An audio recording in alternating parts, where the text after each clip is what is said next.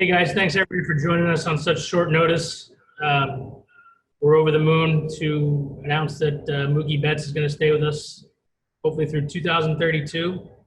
It's a big day for the organization. And with that said, before we take questions, I want to throw it to Dodger President of Baseball Operations, Andrew Friedman. Thank you, Joe. And thank you, everybody, for jumping on so last minute. Today is obviously a very exciting day for the Dodgers organization, as well as all of our incredible fans. I think when you're making an investment of this magnitude, you're not just betting on the player's ability, you're also betting on the person. And with that, we couldn't be more comfortable to make that bet than on Mookie Betts. So I appreciate everybody jumping on. Obviously, he's an extraordinary talent. Mookie can impact the game in every facet. But I think what's really stood out to us in our couple months of being around him is just the work ethic, the burning desire to get better on a daily basis. And I think the tone that he will set in that standard for our young players that are in our clubhouse now, and also the ones that will come up in the future, will leave an indelible mark on this organization. So we couldn't be more excited. We appreciate everybody for jumping on, and we'll open it up to any questions. Hey guys, remember to raise your hand and I'll call on you. The first question will be Dave Vessett.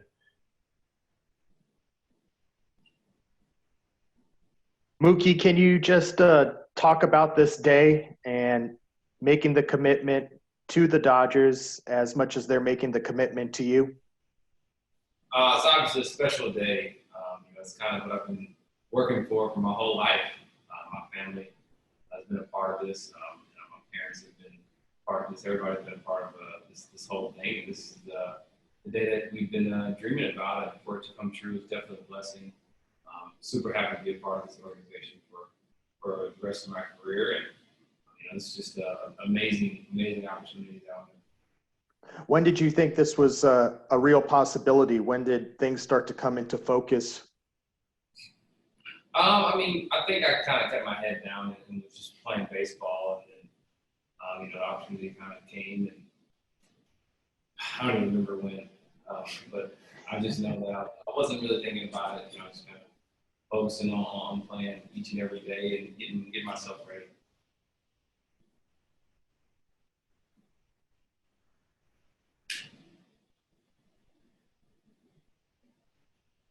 All right. Our next question comes to us from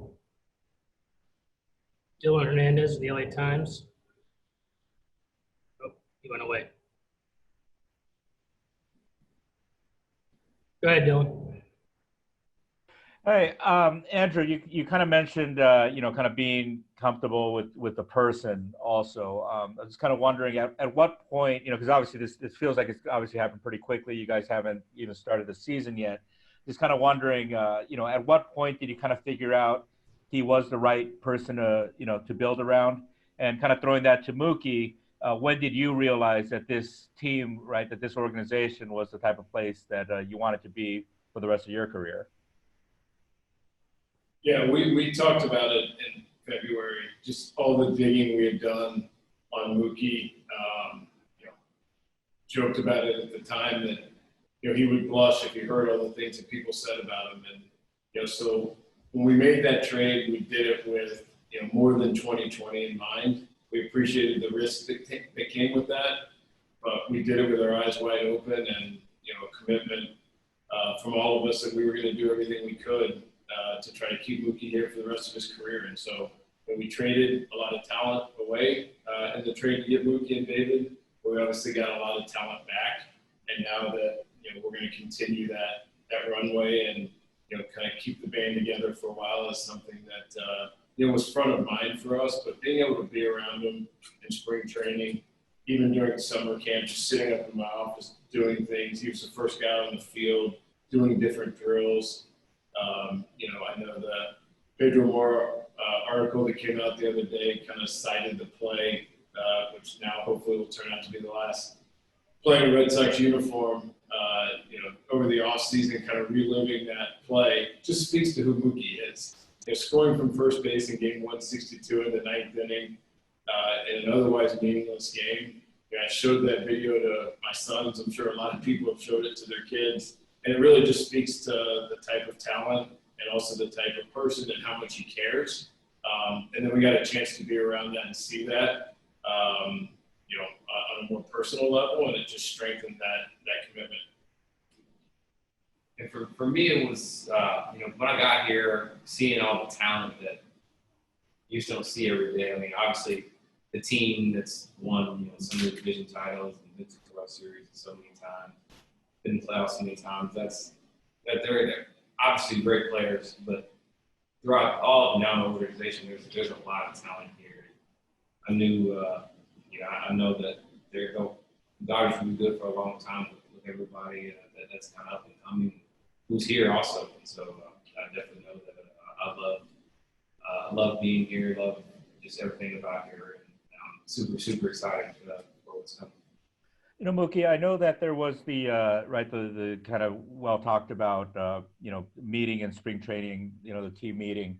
I was just kind of wondering, when you sign a contract like this, how does that increase like your sense of responsibility at all? To be that leader, to be kind of that role model for younger players that Andrew talked about earlier.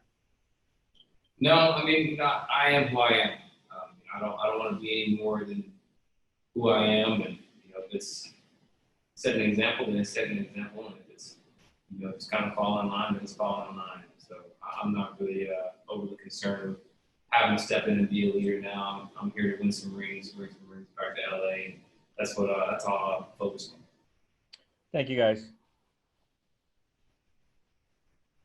Next question comes from Bill Plunkett. Go ahead, Bill.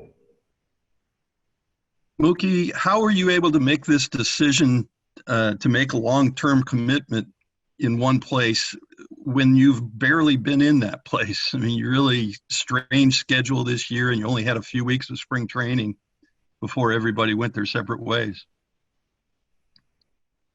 I think that's a great question. I think just being here, the time I've been here, the people here made me feel so comfortable.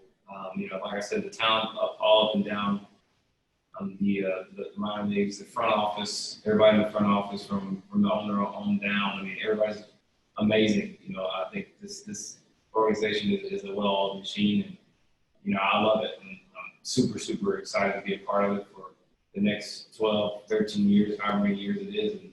And like I said, got to bring some rings back to LA for sure. I notice you're using an S on the end of that. Do you want to do a LeBron James impersonation for us? I got to do it. I got to be Mookie Betts. I can't be LeBron. I know when we talked to you the other day, you said you weren't concerned with what the market for free agents might look like after this odd season. Did that at all play into your decision, though? No, I mean, like I said, the market wasn't what I was worried about. It's just the fair value. That's been my number one thing for my whole career. Just the value, and that's it. Once we got to that point and being somewhere I love being, I mean, it was just a match that's perfect. And Andrew, when you made the trade, if we had pinned you down, what odds did you think at that time there were that you'd be able to lock Mookie in long term? It's a good question. I knew how strong our commitment was to doing it. And, we've talked about this a lot of trying to create a destination spot where players who are here don't want to leave, and players from the outside are longingly looking at our organization and wanting to play here. So I was hopeful that we'd make a good impression on Mookie with just the communication and the people we have, and just the culture that's been created, that Doc and the coach have done such a good job of creating in that clubhouse. That's something I think you can tell right away. And so we were hopeful that, he'd get here, fall in love with it. We'd go out, late March, opening day, win a bunch of games, win the World Series, and, we'd end up kind of staying together. Although we did have some conversations in spring training.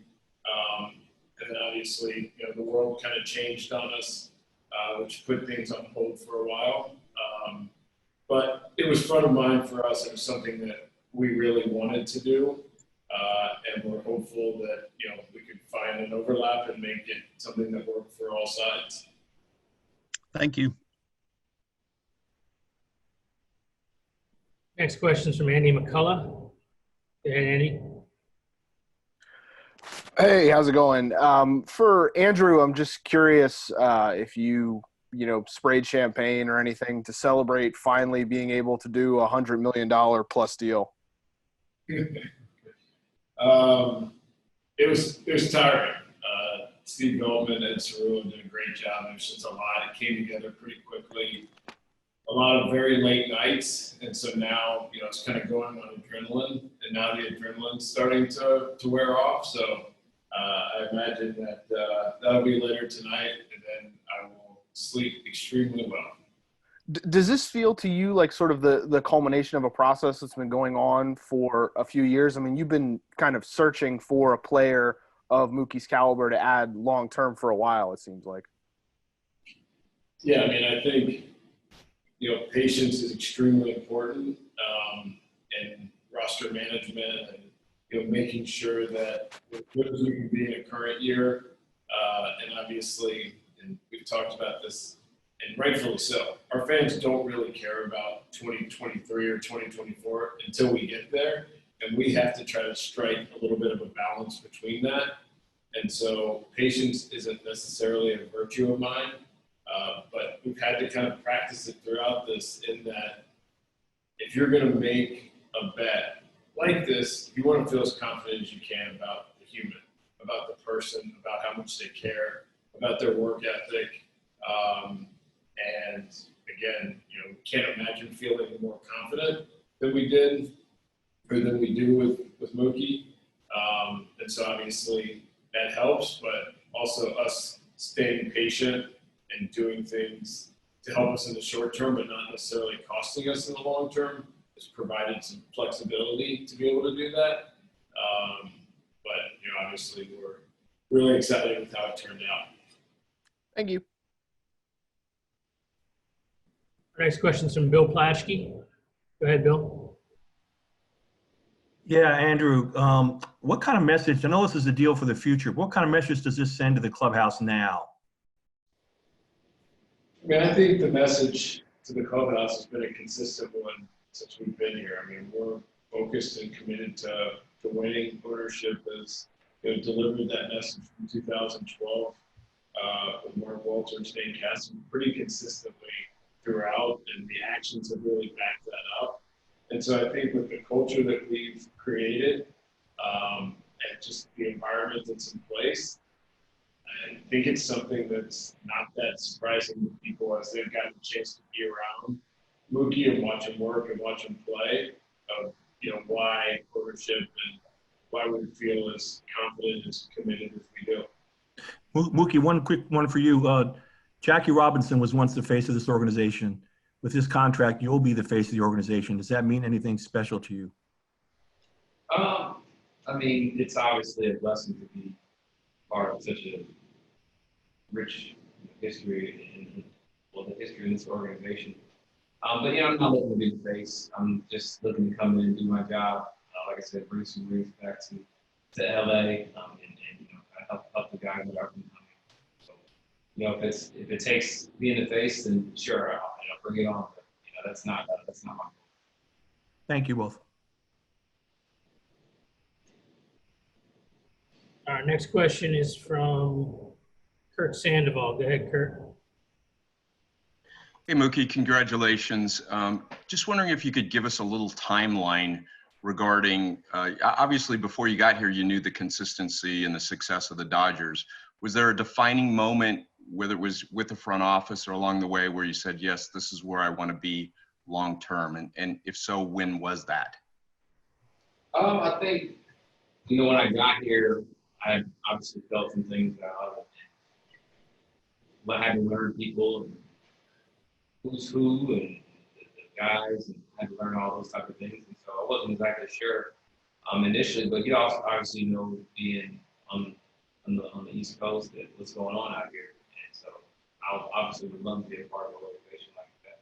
It comes in and wants to win every year. it's just like I said, it's a well-oiled machine up and down everywhere in this organization. So obviously, you know that. I mean, that's the destination that it'd be nice to play. So once I got here, it was definitely eye-opening to how good everything was, how great everything is. And like I said, I'm super excited for what's coming. And just a quick follow-up on that is you said several times you're just going to be who you are and there's no pressure. For Dodger fans that are still learning who you are, how would you say who you are? I mean, it's tough to say. I don't exactly know. Kind of my actions speak more than words. But I'm going to go out and play, put my uniform on, and play each and every day. Play my heart out, leave everything out on the field. Just do what I can in any way to help. That's what I'm here for. And I'm not expecting. I don't think anybody's expecting me to do everything. I'm not expecting to do everything. Obviously, it's going to take all 25, 26 guys, and I'm just got to play my role. Appreciate it. Congratulations. Next question is from Jorge Castillo. Go ahead, Jorge. Hey, Andrew. You mentioned the negotiations. You guys had some in spring training. Just how deep did those go? And when did these, that's the second stage of negotiations start up? When did you guys resume these? And when did it, quote unquote, start heating up, as they say? Yeah. We started talking about it in mid-March. Not clear how that would have resolved, just being that the world kind of changed in the middle of it. Our desire for something to work out didn't change at all. And then we kind of picked things back up pretty recently, 5-6 days ago. And it helps when both sides are coming at it from a place of wanting to get a deal done. It just increases the likelihood of that happening. And again, like I said, I think from Mookie's standpoint, he wanted to figure this out before opening day, which we respected, and didn't want that distraction.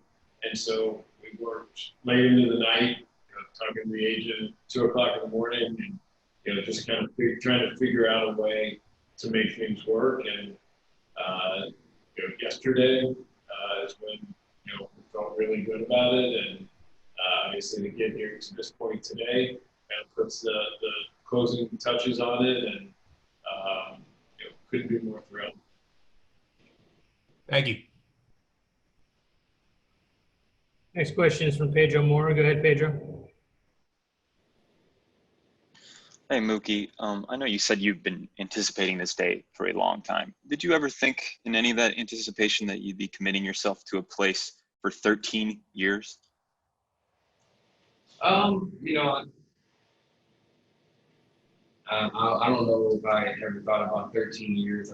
I do know that this is essentially what I've been doing my whole life, working towards my whole life. Obviously, got to thank my parents for being there each and every summer game and all those type of things. I don't think at any point did we imagine it would be 13 years, but I don't think it's very surprising either. Obviously, it's a long-term commitment, but I wouldn't want it with anybody else, other than some organization like this. Thanks.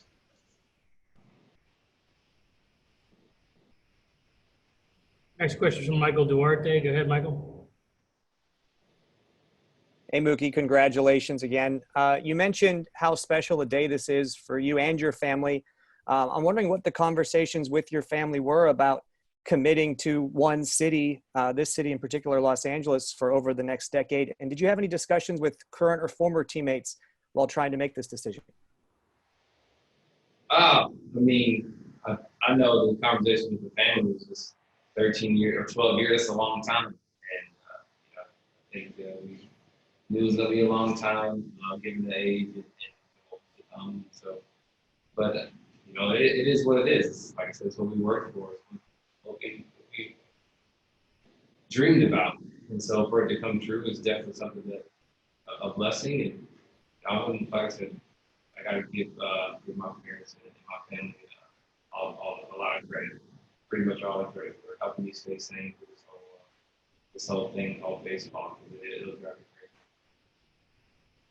great. Thanks, Mookie. And were there any discussions with any current or former teammates about the organization, the city, that made you want to make that commitment as well? No, I kept this between my family and Thank you. Next question, Jared Diamond. Jared, go ahead. Hey, Andrew. I'm just wondering, obviously, we all know the world is pretty weird right now. We don't know when fans will be back in the ballpark, so revenues are certainly uncertain. So I'm wondering why and how you were able to make this commitment now, given all that uncertainty, rather than, wait until after the season and see where things shook out.